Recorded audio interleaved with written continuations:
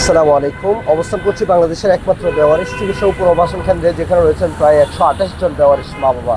তার সঙ্গে আরও একজন অ্যাড হতে যাচ্ছে। এই যে সিএনজির মধ্যে দেখতে পাচ্ছেন একজন বৃদ্ধ মানুষ, যিনি 2-3 দিন যাবৎ বৃষ্টিতে বৃষ্টি ছিল।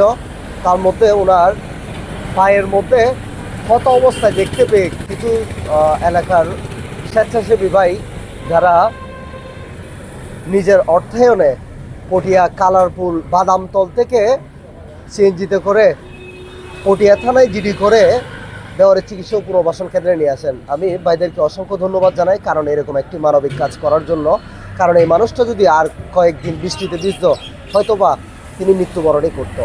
তাই ওনাদের ওসিলায় এই বেওয়ারিশ মানুষ আসলে বেওয়ারিশ হয়ে কেউ দুনিয়াতে আসে না, হয়তো কোনো কারণবশত পরিবার থেকে বিচ্ছিন্ন হওয়ার কারণে ওনার উপাধি হয় বেওয়ারিশ।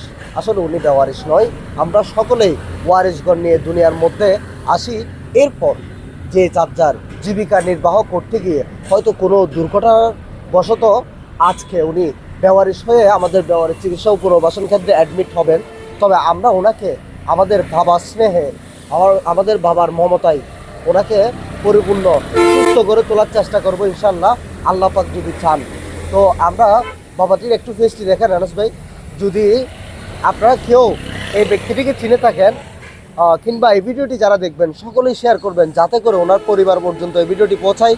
ওনার পরিবার যাতে ওনাকে চিনতে পেরে আমাদের এখান থেকে নিয়ে যায়, ওনার শেষ ঠিকানা যেন ওনার পরিবারের কাছে হয়, আমরা এই আশাই করি। আর যদি না হয়, এই বাবাকে আমাদের বাবার মতো করে আমরা সেবা যত্ন করে শেষ বিদায়টা এখান থেকে দিব ইনশাল্লাহ। আমি বাইরের থেকে জানতে চাইবো কোথায় কিভাবে কেমনে পেয়েছে ওনারা, যদি একটু ক্লিয়ার করতে। আসসালামু আলাইকুম। উনি আমি 4-5 দিন যাবৎ কি আমাদের এলাকায় কালারপুর বাদামতল ওই এলাকায় ছিলেন, কিন্তু গতকালকে আমি যাওয়ার পথে দেখতে পাই উনি কি পা কাটা এবং কি চটপট করতেছিল। পরবর্তী দেখার পরে আমি আমার বন্ধু বন্ধন লায়ন্স ক্লাবের এই প্রেসিডেন্ট, ওর সাথে যোগাযোগ করি, ওর মাধ্যমে কি এখানে আসা। তারপর কি ওই সমস্ত কি করেছে। পরবর্তীতে আমরা পটিয়া থানায় কি আপনার সাথে কথা বলে তারপর পটিয়া থানায় গিয়ে কি একটা জিডি করে তারপর ওনাকে আজকে সকালে কি এখানে নিয়ে আসি। ধন্যবাদ ভাইয়া। কেমন লাগছে? আসলে অনেক ভালো লাগতেছে, কারণ এরকম একটা বেওয়ারিশ মানুষকে এখানে এনে দিতে পারছি, এটা অনেক ভালো লাগতেছে।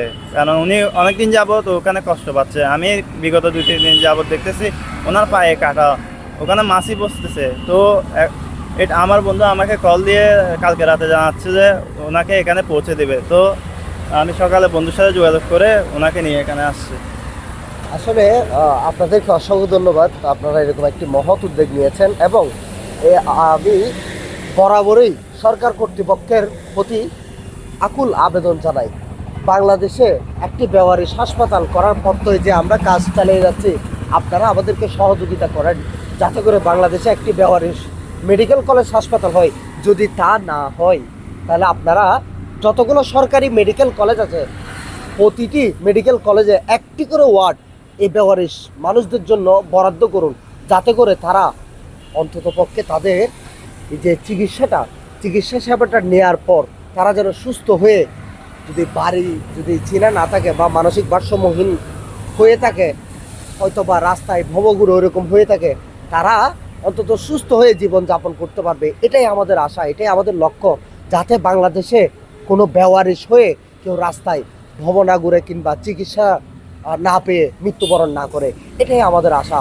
তাই আপনারা সকলেই এই ভিডিওটি শেয়ার করবেন, যাতে করে সরকার কর্তৃপক্ষ তথা ওনার পরিবার পর্যন্ত এই ভিডিওটি পৌঁছায়, ওনার পরিবারের কাছে আমরা ওনাকে ফিরিয়ে দিতে পারি। এবং আপনারা সকলেই এই বেওয়ারিশ চিকিৎসা ও পুনর্বাসন কেন্দ্রে আসবেন, দেখবেন, ভিজিট করবেন। যদি ভালো লাগে আপনারা আমাদেরকে সহযোগিতা করবেন। ধন্যবাদ সবাইকে। বেওয়ারিশ চিকিৎসা ও পুনর্বাসন কেন্দ্র থেকে আসসালামু আলাইকুম।